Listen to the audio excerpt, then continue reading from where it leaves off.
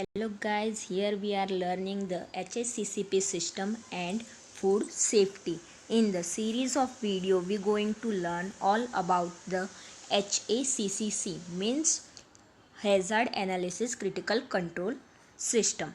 Okay, so what we learn? We learn in a before video about the definition of HACCP, how the HACCP system is going to work for the food safety, and we are learn some definition of HACCP system regardless.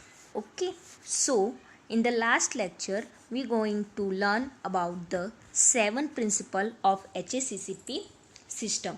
So through the 7 principle we can analyze any kind of food, how it's going to be process, and during processing are there are any kind of contamination or any kind of hazard. So here we consider hazard as a contamination, any biological or contamination which are not good for human health. So in the HACCP principle we learn all about 7 principles, that how it's going to work, that all about we see in this system. So today we are going to learn about the all that 7 principle, how it can apply, how the principle is useful for us. So let's quickly remind the follow diagram. So here is the follow diagram which shows that how our food is going to be processing, like from the raw food material to like grinding, mixing, forming, cooking, freezing, boxing, distributing, and reheating and serving. So from the raw material to get prepared meal at our home, the whole process is showing in the flow diagram. In the HACCP principal system, we check out all the points which are taken in a flow diagram.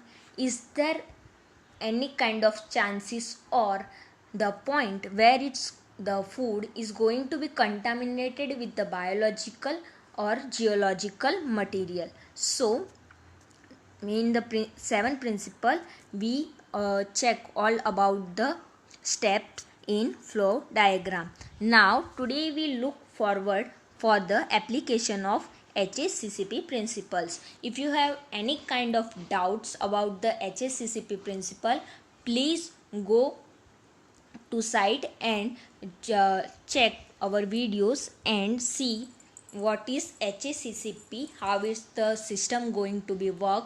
And today we are going to learn the HACCP principle based on its application. So in this system we learn all 7 type of principles. Now the principle in which category it is derived, that we going to learn today. So the first principle, hazard and risk. So in the first principle we going to check, is there any kind of contamination or food hazard is present in the food or in a raw material.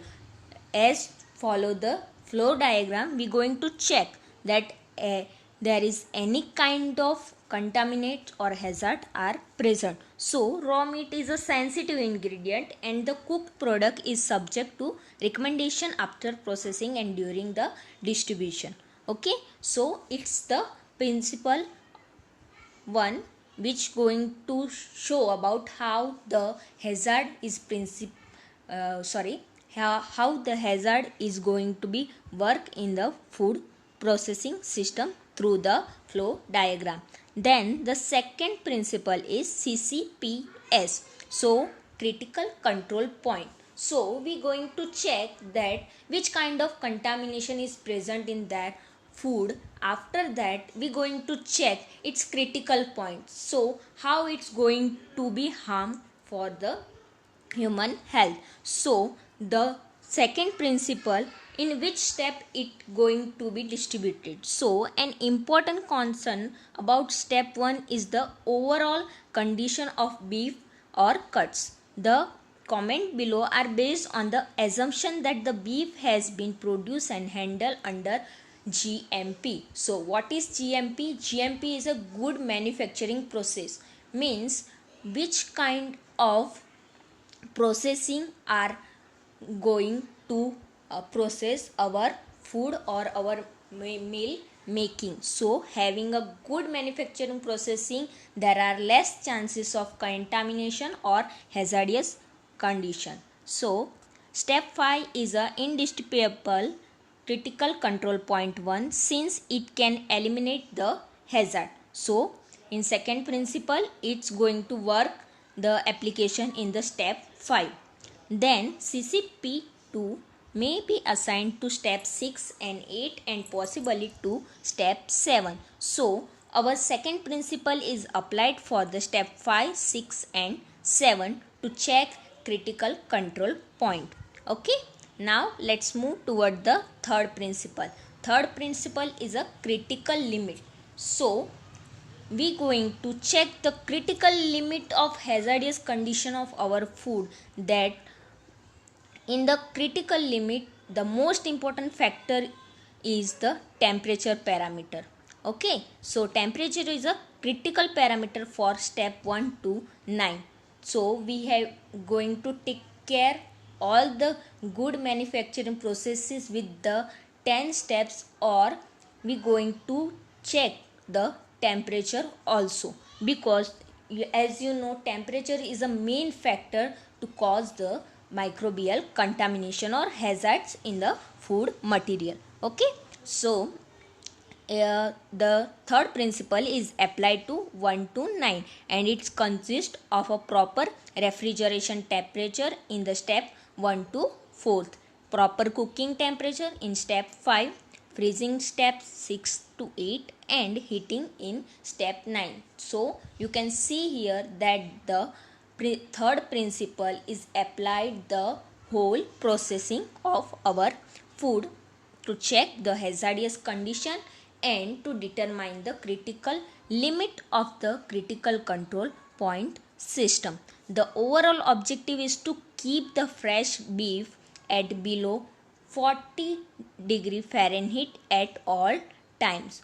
Cook patties to 160 degree Fahrenheit. Freeze to -20 Fahrenheit and store at the same temperature. So in the whole processing, it's very important to maintain a food temperature. If the food temperature is disturbed, it going to be chances of microbial contamination in our food. Okay, now let's move toward the fourth principle. In the fourth principle, we going to monitor the HACCP. So it's applied in the second step and fourth step, used to monitor for the steps 5th and 6th and temperature recorded for the step 8. So whole the process is going to out as shown in the flow diagram. We going to check or monitor the food, that there are the application of HACCP is working or not. Okay, so till here we going to learn the hazard, which type of hazard is present, how it's going to be contaminated our food, and what is its actual critical control point and its critical limit. So here we get the question. Now we going to move toward its answer, to how to correct it or how to remove the contaminant which is present in our food, and they are going to be eliminated by the fifth principle, which is corrective action. So we have going to have to take corrective actions. There are referred to deviation from critical limits identified during monitoring of CCP. So we going to check critical control points, then we go give its a critical limit, and then we going to monitor the whole HACCP system. Specific corrective action to be taken should be clearly spelled out. For example, if the target temperature in step 5 is not reached, will the batch be discarded, reported, or assigned to another use? So, if any batch temperature is not maintained properly, the whole batch is going to be discarded or reprocessed or assigned to another use. So here they are given the choices, the which kind of food is going to be contaminated. If there is the food having contaminated and it can easily be removed by processing, the food is going to be for the process to remove the contamination. If it's not happening to remove the contamination, so we going to do the discardation of whole batch of that food process. Okay, and if there is no discard or reprocessing, there will be another step to use that the food batch. Now the sixth principle is verification. Okay, so we learn the fifth principle which applied in the step 5, then principle 6, verification. So overall is this is an assessment of how effective the HACCP system is performing. So we going to check that which action we taken, it's going to be respond or not. So we going to verify the whole system, it's working properly or not. It's the application of sixth principle. Typically, some microbial analysis are in order. For example, we all relevant pathogen destroy in a step 5. Have the product in a retail store been contaminated after being cooked? So we get the contamination, we check the critical point, we check the critical limit also, then we remove the contamination which is present in our food. But after removing in the fifth step, there is no kind of contamination, but is there any kind of chances to get contamination in the further step? So we going to check the whole step through the flow diagram till the end, that there will be no contamination when we going to cook that food or serve that food from the raw material to the serving point. Okay, now let's move towards the principle 7, which is record keeping. It's the very important point of HACCP principles, because if you have no any kind of data, there will be no proof that you going to use this temperature or this pH, or is there no kind of contamination, or which kind of contamination is happened and which actions you take to remove the contamination. So it's very important of record keeping. Whatever you do with your food item, you have to must record each and every single step of the process.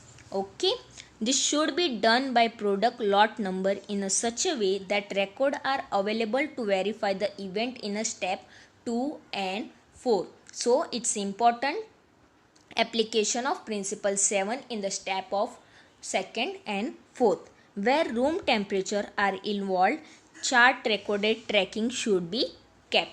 A follow diagram for the production of roast beef is presented in a figure, which we show the flow diagram. Let's check quickly the flow diagram. So here is the flow diagram. Here we check the hazard, which process is going to take and cross contamination of the risk of hazard. There is the 10 step process showing in the flow diagram of production of foods. Okay, so we are at principle 7, record keeping. Okay, a flow diagram for the production. We see cooking is the most important critical control point for the product. when we going to cook the product, we have to check that there is no kind of contamination of microbial, and if we cook and after that there is any kind of contamination, it also take the action. So cooking is the most important critical control point for this product, following by chilling and preservation of recontamination after cooking. The cooking temperature should reach 145 Fahrenheit or otherwise be sufficient to effect a 4-log cycle reduction of Listeria monocytogenes.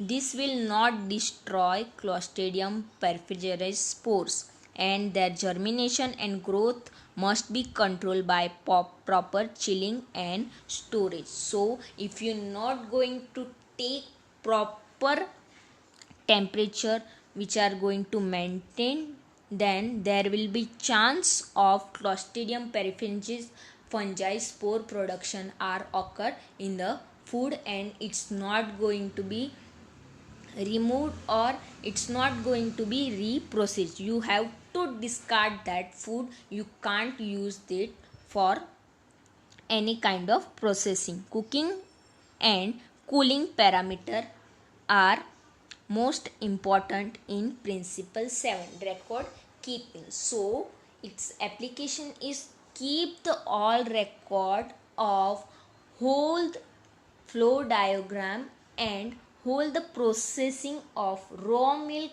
to the food which are serving on your table.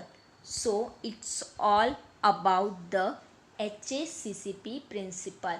We're going to check hazardous condition, we're going to check contamination, we're going to check critical control point, we're going to check critical limits, how much amount of contamination present there, how or which kind of contamination is present there, the temperature, pH, buffer, acidity of the food is properly mentioned, and you must have to record it properly. Or if you get any kind of contamination like specific bacteria or fungi present in your food checking, you going to keep it record, and which kind of process you doing further and what result you get. Can you get the removal of contaminant or hazard from the food, you going which kind of process you do for that. The whole record is keep in the principle 7. Its application is to keep all the records, but there are some limitation of HACCP. As we know, the coin have always two sides. There are some limitation present in the HACCP system also. Although it is the best system yet devised for controlling microbial hazard in food from the farm to the table. Okay, the whole process is from the farm to the table. The uniform application of HACCP in a food manufacturing and serving industries will not be without some debate. Among the lingering question and concern raised by Tompkin are the following, like which kind of limitation is present in a HACCP system.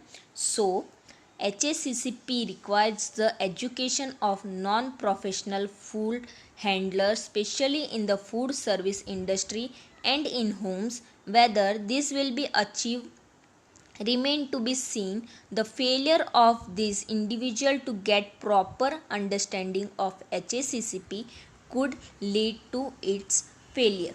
So what they going to ask that if the person which are going to process all the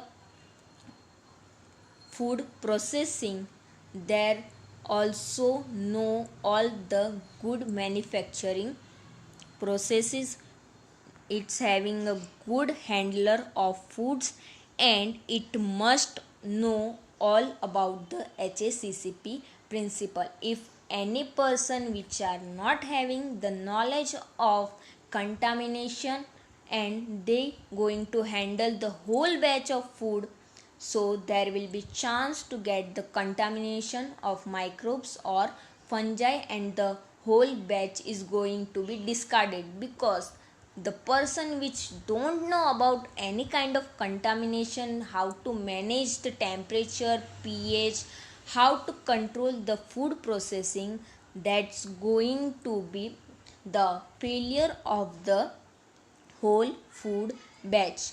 If he or she don't know the contamination is present in the food, they are not going to be control the contamination, and they not going to follow any principle and any rules of the HACCP principle. Okay, the first limitation is there. To be effective, this concept must be accepted not only by the food processors but also by some inspector and the public. Its ineffective application at any level can be determined its all overall success for the product. Same as the upper limitation, the person which not having, the person who handling the product which not having any kind of idea of contamination or removal process HACCP system, same here is there is need of food inspector and public which know about the HACCP systems and how the food is going to be processed from farm to the table. The whole process is going to check by the food inspector. Okay, then next is, it is anticipated that expert will differ as to whether a given step is critical control point and how best to monitor such step. This has the potential of eroding the confidence of other in a HACCP. So if the person having the knowledge of all HACCP principles, then it's going to check the all fruit product properly, it's inspected and get every kind of verification, and they take all kind of care to not the food get to contaminated. Okay, and this will check the potential in the application of HACCP. Then the adoption of HACCP by industry has the potential of giving the false assurances to consumers that product is safe, and therefore there is no need to exercise the usual precaution between the purchase and consumption of product. Consumers need to be informed that most outbreak of foodborne disease illness are caused by error in a food handling in home and food services established, and that no matter what step a processor takes, HACCP principle must be observed after food are purchased from consumption. So they have to all kind of protection to take the food protected from the bacterial contamination from the farm to the table. The whole processing of food must be considered properly the HACCP principal system, and it's going to be follow all the 7 principle. Then and then, if any kind of contamination during cooking or after the cooking process, the food handler must be responsible for the damage or contamination for the food. So it's going to take the charges. So HACCP must observe the food from raw to the fully processed food during packaging, serving, cooking, any way. If that don't have any kind of good manufacturing processes, there are chances to get the food contaminated. Okay, So it's all about the applications of the food processing HACCP system, how it's going to be determined. So here in the flow diagram you can see critical control point 1 and critical control point 2. Here you can see critical control point which are in the step of cooking, and critical control point in a raw material selecting, chilling, rebagging, storing and distributing. So there are chances to be contaminated in the critical control point. We going to be determine it. So it's all about HACCP principle. So we learn the HACCP principle, its definition, which are useful to learn the whole process and whole system. Then we learn the principle, 7 principle, which is given by the HACCP system to take care and handle the food product properly, to not to get contaminated with microbes and fungi. Okay, and if there are any kind of contamination, you must have to reprocess it, discard it, or take another way to solve the contamination process. And monitoring and corrective actions will should be taken. Verification and record keeping is must.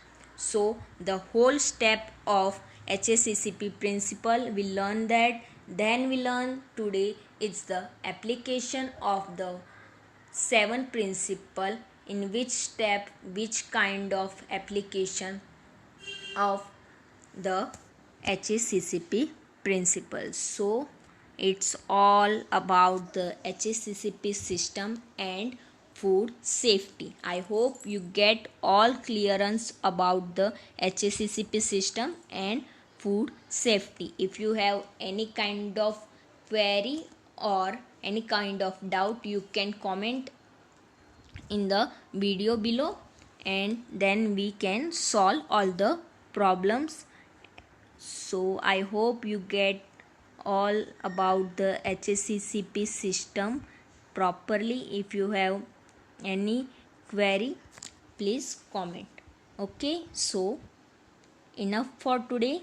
Thank you so much.